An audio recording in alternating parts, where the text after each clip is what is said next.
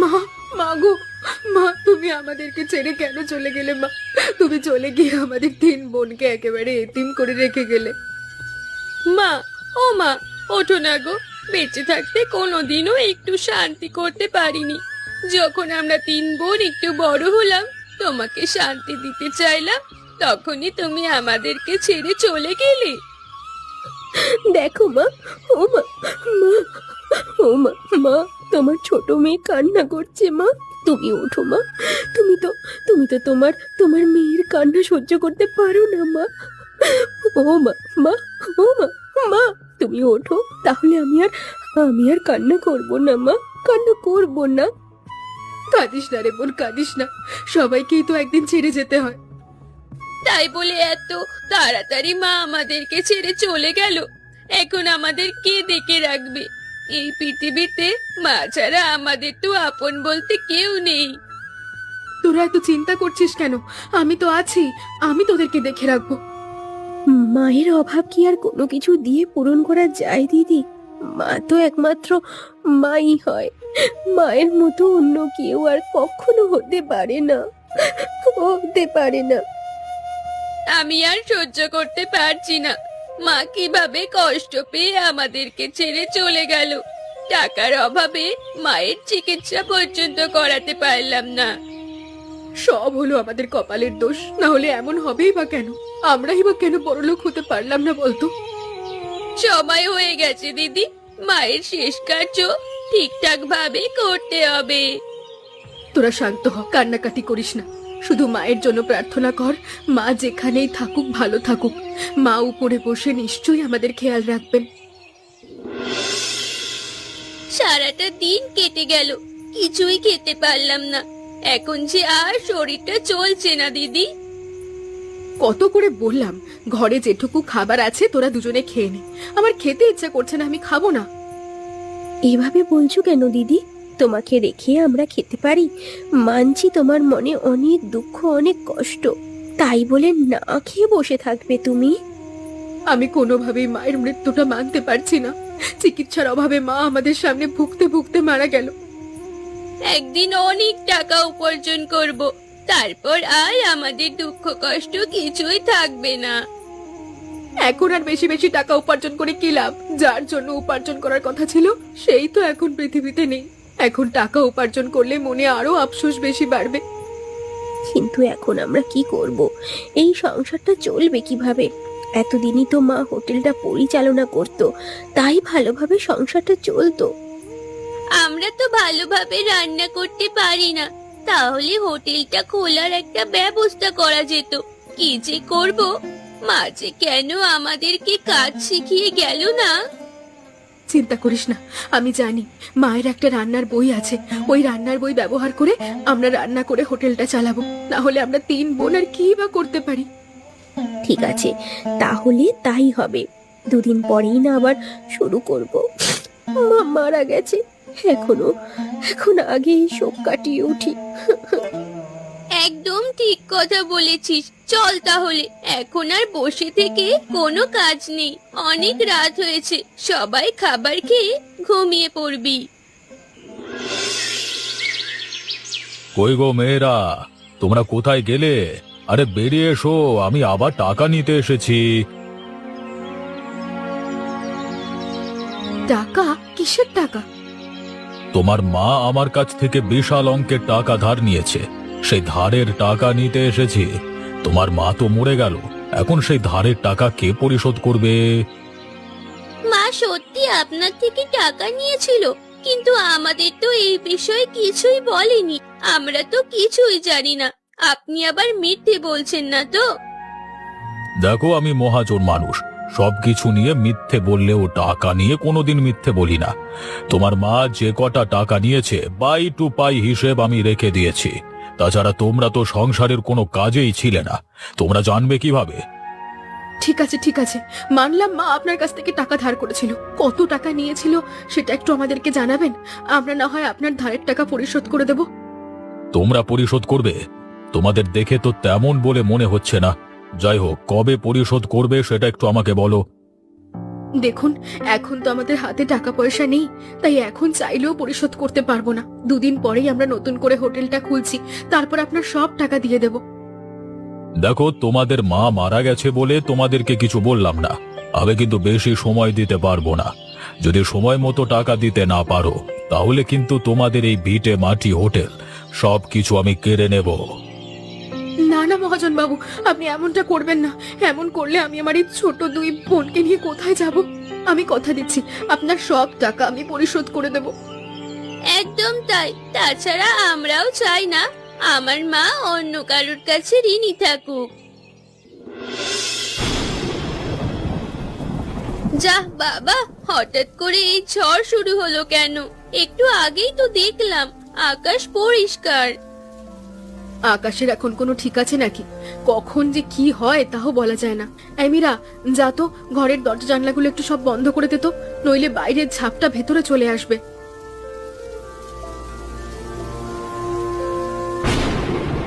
দিদি, দিদি, ঝড়ের তাণ্ডব তো বেড়েই চলেছে। বাইরে চোখ দেখা যাচ্ছে না, বড় বড় গাছগুলো সব উপড়ে পড়ছে। কি করব বল দিদি? কি বলছিস নাকি তুই? ঘরের ভেতরে বসে আমরা তো কিছু ভালোভাবে টেরও পাচ্ছি না। তুই একটা কাজ কর, দরজা জানলাগুলো ভালো করে বন্ধ করে দে। না রে দিদি, কোনো কাজ হবে বলে তো মনে হয় না। ঘরটা কেমন দুলছে, মনে হচ্ছে যে ঝড় উঠেছে। তাতে মনে হচ্ছে ঘর উড়িয়ে নিয়ে যাবে। হঠাৎ করে আবার এই বিপদ এলো কোত্থেকে? একের পর একটা বিপদে আমরা পড়েই চলেছি। আমার আর ভালো লাগছে না। চল দেখি কি করা যায়। দেখলি তো দিদি, বাইরে কি অবস্থা। তাহলে তো মনে হচ্ছে সত্যি ঘরটা টিকিয়ে রাখা যাবে না। এ কি, হঠাৎ করে কি হয়ে গেল কিছুই তো বুঝে উঠতে পারলাম না। ঘরের চালটাই তো উড়ে গেল। দিদি, ঘরে চালের কথা তুই বাদ দে, আমাদের রান্নার বইটা উড়ে চলে গেছে। কোথায় গেছে এখন তো খুঁজেও পাবো না। এই অন্ধকারে কোথায় খুঁজবো? হায় হায় হায় রে, আমাদের কি সর্বনাশ হলো! এই রান্নার বইটা আমাদের উপার্জন করার একমাত্র পথ ছিল। এখন যে হাতে আর কিচ্ছু করার রইলো না। হে উপরওয়ালা, তুমি আমাদের কেন এতবার বিপদে ফেলছো? যাক বাবা, ভাঙাচোরা হলেও হোটেলটা এখনো দাঁড়িয়ে তো আছে। তাতে কি হবে? এই হোটেলটা যা দিয়ে পরিচালনা করতাম তাই তো হারিয়ে গেছে। এখন এই হোটেল থাকা বা না থাকা দিয়ে আমাদের আর কিছুই যায় আসে না। তোমরা এইভাবে বলছো কেন? আমরা কি নিজের কোনো কিছু করতে পারবো না?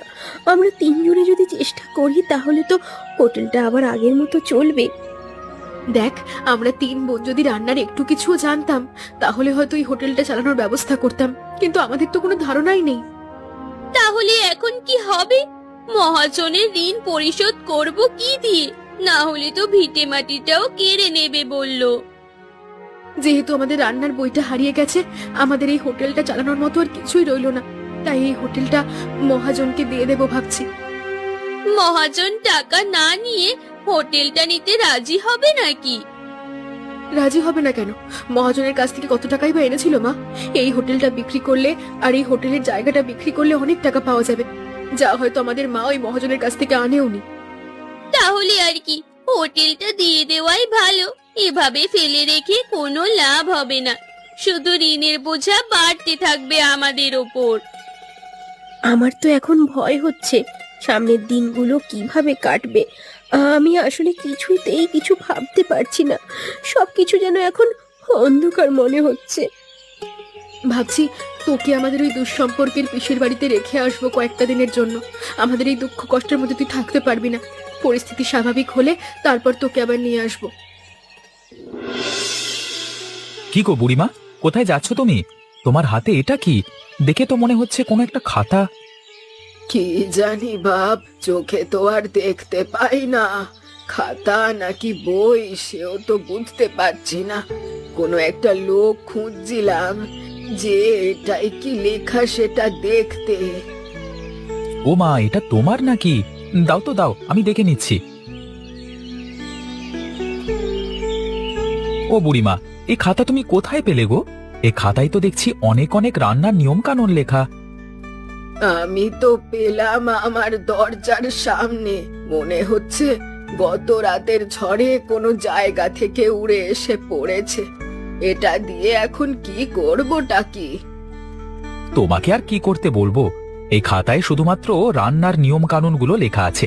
তুমি তো আবার চোখেও দেখতে পাও না, এখন তুমি ভালো জানো এই খাতা দিয়ে কি করবে। তাহলে আমি যদি রান্নার কাউকে পেতাম তাহলে এই খাতাটা দিতে পারতাম, সে আমার রান্নার কাজে সাহায্য করত। এমন দিনে সাহায্য করবার লোক পাবে কোথায়?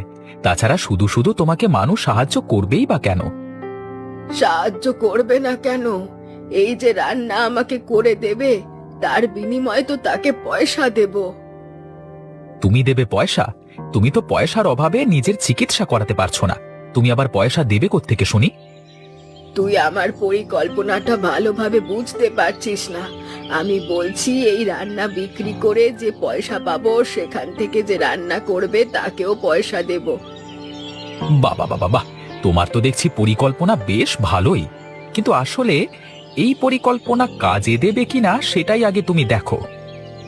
ঠিক আছে ঠিক আছে, তোকেও অনেক ধন্যবাদ। তুই আবার এই খাতার কথা অন্য কাউকে বলিস না যেন। তুমি কে গো বুড়িমা? এই বাজারে এই ভর দুপুরে হাঁটা চলা করছো কেন? বাড়িতে যাও, প্রচন্ড গরম পড়েছে, তুমি তো অসুস্থ হয়ে পড়বে।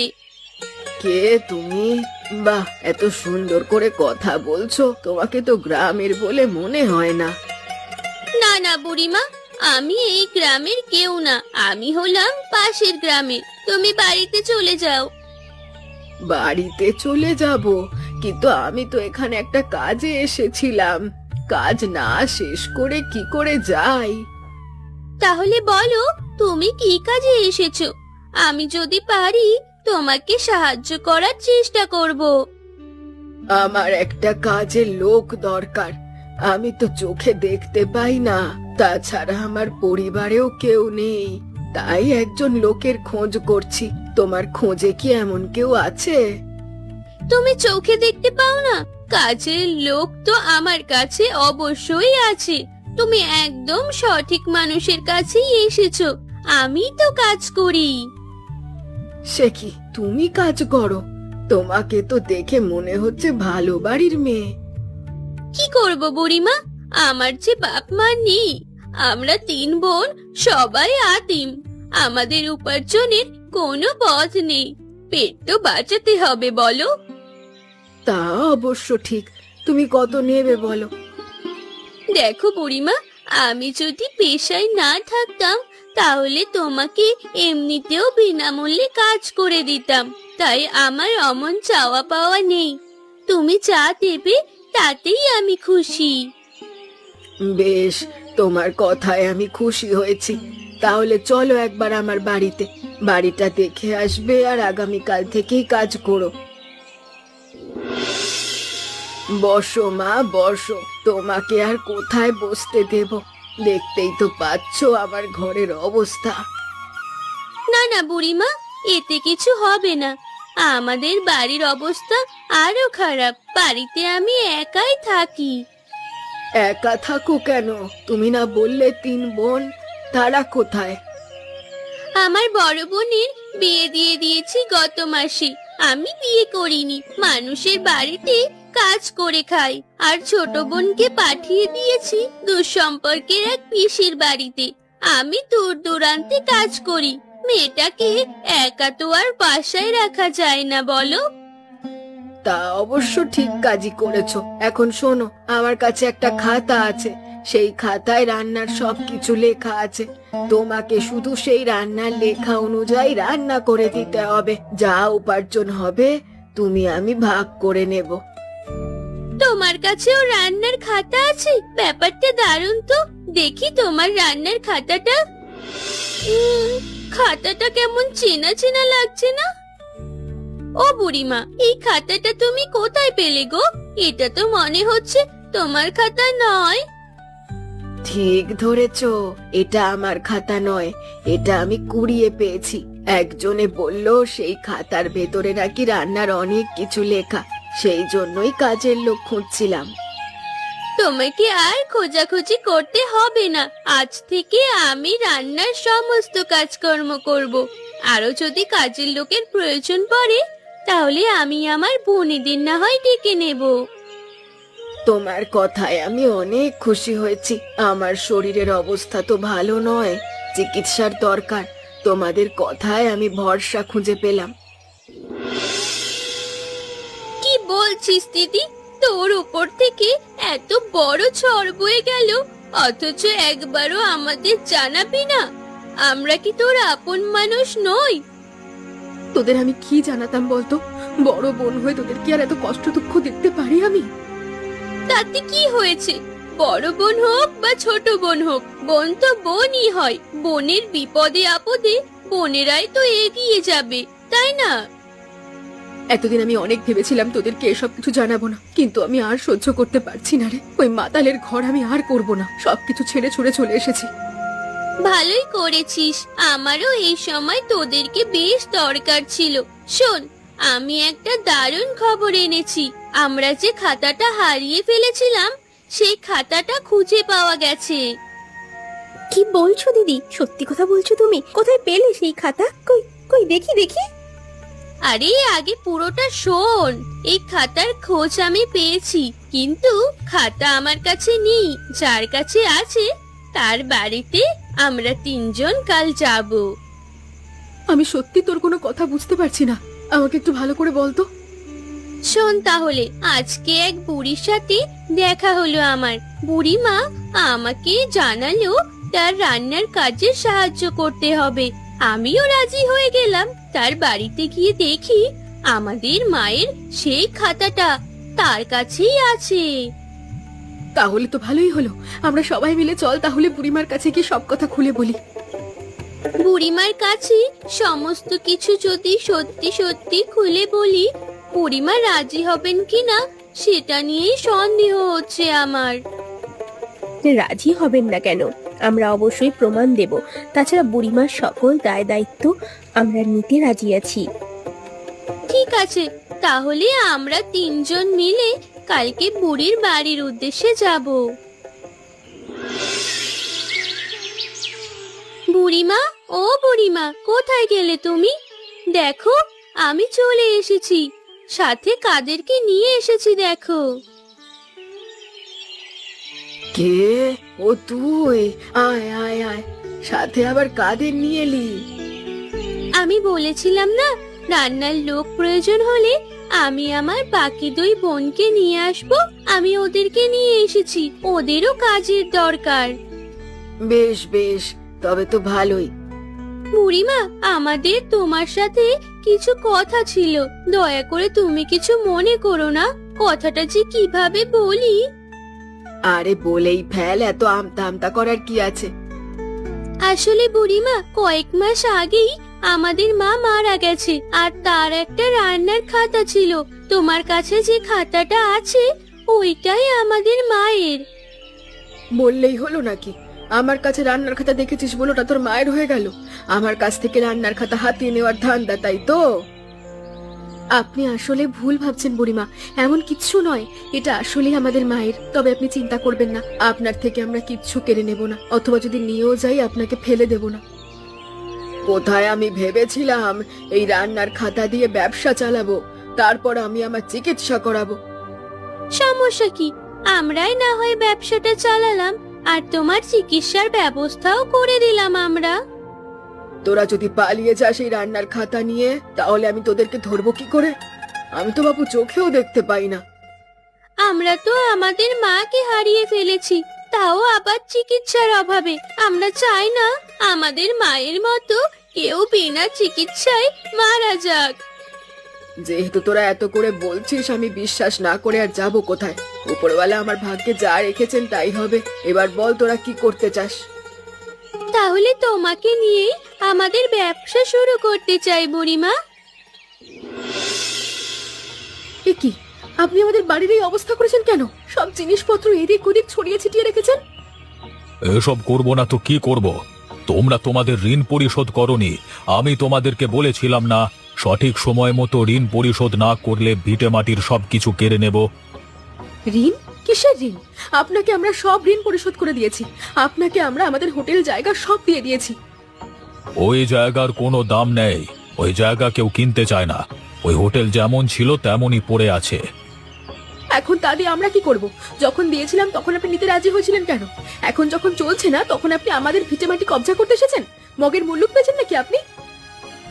আমার কথার উপরে কথা বলতে এসো না। বিষয়টা তোমাদের জন্য ভালো হবে না। কি বলতে চাইছি সেটা অবশ্যই তোমরা বুঝতে পারছো। আপনি আমাদের সঙ্গে এমনটা করতে পারেন না। আমি কিন্তু এসব একদম মানব না। তুমি মেনে নাও বা না নাও, তা দিয়ে কারোর কিচ্ছু যাবে আসবে না। তোমাদের এখন থেকে এ বাড়িতে থাকা হবে না, এটাই শেষ কথা। তাহলে আমরা যাব কোথায়?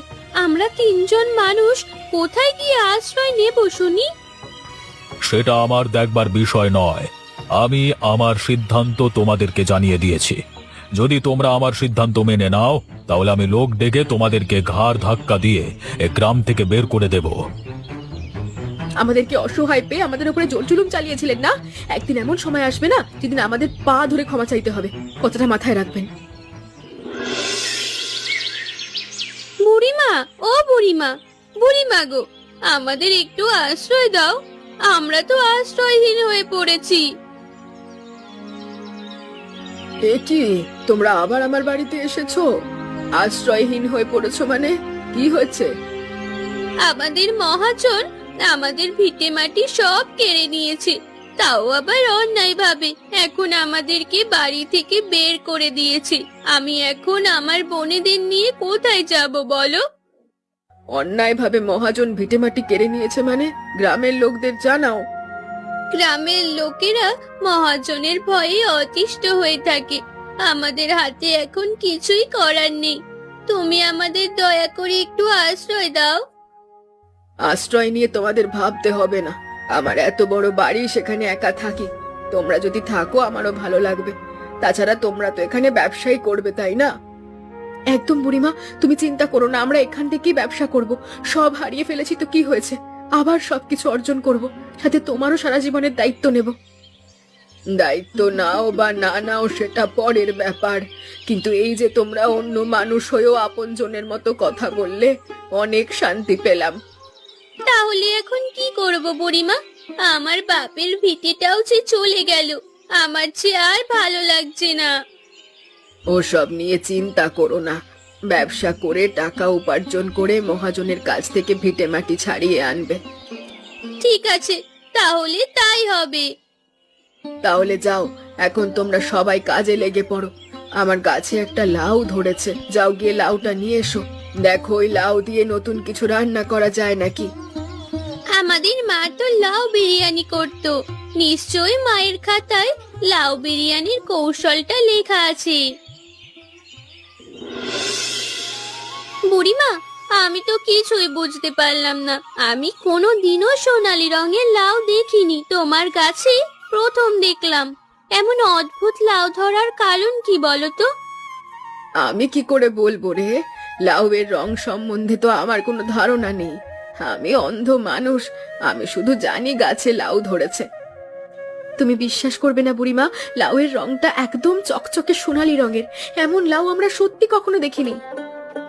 এই লাউ দিয়ে বিরিয়ানি রান্না করলে অবশ্যই বিরিয়ানিটা খুব সুস্বাদু হবে। তোমাদের থেকে যা শুনলাম তাতে মনে হলো তোমাদের মা বেশ ভালো রাঁধুনি ছিল। তোমাদের মায়ের রান্নার কৌশলের ব্যবহার করে যদি তোমরা রান্না করতে পারো, তোমাদের রান্নাও ভালো হবে। কিন্তু একটা কথা, আমরা যেই বিরিয়ানি রান্না করেছি এই বিরিয়ানি বিক্রি করব কোথায়? কেন? আমাদের হোটেল। মহাজন তো বলে দিয়েছে ওই হোটেল সে নেবে না। তাহলে আমরা সেই হোটেলেই নতুন করে ব্যবসা শুরু করতে পারি। আমারও তো একই কথা। এবার যদি মহাজন কিছু বলতে আসে আমাদেরকে, তাহলে মহাজনকে আমরা উচিত শিক্ষা দেব। নাও নাও, এখন আর বেশি কথা বাড়িয়ে লাভ নেই। বিরিয়ানি রান্না প্রায় হয়ে এসেছে। এই যে তিন বোন, তোমরা কোথায় থাকো এখন? কোথায় আশ্রয় নিলে শুনি? তোমরা আমার কাছে গিয়ে আশ্রয় চাইলেও তো হতো, আমি তোমাদেরকে আশ্রয় দিতাম। ও, আপনি এখানে? আপনাকে পেয়ে গেলাম, ভালোই হলো। আপনার টাকা পরিশোধ করার জন্য আপনার বাড়িতে যাওয়ার প্রয়োজন ছিল। কেন যে তোমরা টাকা পরিশোধ করতে যাও আর অন্য জায়গায় আশ্রয় নিতে যাও, আমি সেটাই বুঝি না। আমি কি তোমাদের পর নাকি? হঠাৎ করে আপনার বুলি এমন পাল্টে গেল কেন? আপনার মতলব কি শুনি? আমার আবার কিসের মতলব থাকবে? তোমরা না কি সব বলো। আমি বলি কি, শুনলাম অনুষ্কার নাকি ঘর ভেঙে গেছে। এখন তো অনুষ্কাকে কেউ আর বিয়ে করবে না। যদি আমার কাছে তোমার বোনকে বিয়ে দাও তাহলে ভালোই হতো। কি বললি তুই? এতদিন জানতাম তুই একটা বদ, কিন্তু তোর যে চরিত্র খারাপ সেটা বুঝিনি। আজকে তোর একদিন কি আমার একদিন। আরে আরে ভালোভাবে শোনো। তারপর তো আরে আমার সাথে বিয়ে হলে টাকা পয়সার কোনো কমতি থাকবে না, আর জীবনে কোনো অভাব থাকবে না। তোর সাহস তো কম নয়। এই পুরো মানুষ হয়ে আমার বোনকে বিয়ে করতে চাইছিস? দাঁড়া, আজকে তোর ব্যবস্থা হচ্ছে। কে কোথায় আছো? আমাদেরকে বাঁচাও। এই চরিত্রহীন লোকটা আমাদেরকে খারাপ প্রস্তাব দিচ্ছে। আরে আরে আমাকে ছেড়ে দাও, ছেড়ে দাও। আমি কোনো খারাপ প্রস্তাব দিইনি। আরে আমি শুধুমাত্র বিয়ের প্রস্তাব দিয়েছি। এটা কি অন্যায় করেছি নাকি? অন্যায় নয় মানে? তোর খারাপ নজর আছে বলেই তো আমার দিদিকে বিয়ে করতে চাইলি, না হলে তুই তো বিয়ে করতে চাইতিস না। বুড়ো ভাম কোথাকার। মারো মারো, ইচ্ছে মতো মারো। এই লোকটার জন্য গ্রামের সবাই ভয় অতিষ্ঠ হয়ে থাকে। আর নয়, আমাকে এবারের মতো ক্ষমা করে দাও। আমি আর কারোর সাথে কোনো অন্যায় করব না। আমি আর কাউকে কোনো দিন কোনো প্রস্তাব দেব না। ছেড়ে দাও বলছি। যাক বাবা, অবশেষে আমরা আমাদের ব্যবসাটাকে দাঁড় করাতে পেরেছি। ভাগ্যিস মায়ের রান্নার খাতাটা ছিল, না হলে কি যে করতাম। রান্নার খাতাটাই বা আমরা ধরে রাখতে পারলাম কই? তাও তো ধরে রাখলো বুড়িমা। তাই বলা যায় বুড়িমা ছিল বলে আমরা আমাদের ব্যবসাটা এত ভালোভাবে দাঁড় করাতে পেরেছি। একদম তাই। আমাদের এই সুন্দর জীবনের পিছনে একমাত্র বুড়িদার অবদান সব থেকে বেশি, আর হলো ওই সোনারি লাউয়ের। আমাদের হোটেলের একমাত্র ভালো খাবারই হচ্ছে সোনালী লাউয়ের বিরিয়ানি। মানুষের কাছে এত প্রশংসা পেয়েছে এই রান্নাটা, যা বলার মতো নয়। যতদিন বুড়িমার ওই সোনালী লাউয়ের গাছটা আছে ততদিন আমাদের ব্যবসা নিয়ে কোনো চিন্তা করতে হবে না। ভাবছিলাম ওই সোনালী লাউয়ের বীজ সংগ্রহ করে নতুন চারা রোপণ করব। তাহলে ওই কাজটা তোরা আমাকেই দিস। আমি আবার ওসব ভালো পারি। তাছাড়া অন্য কাজে তো আর তোদের সাহায্য করতে পারি না। ঠিক আছে বুড়িমা, তাহলে তাই হবে। আমাদের মা মারা যাওয়ার পরে সম্ভবত মা তোমার মধ্যেই ফিরে এসেছে।